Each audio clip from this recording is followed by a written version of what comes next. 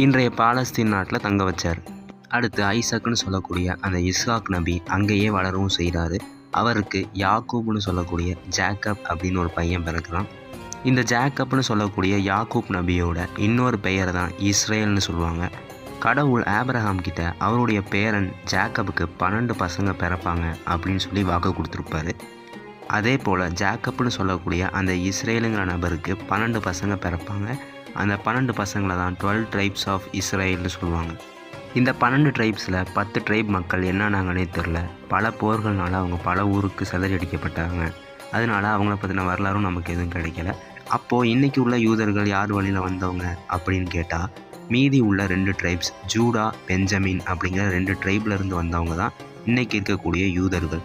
இவங்கள தான் இஸ்ரவேலர்னு சொல்லுவாங்க.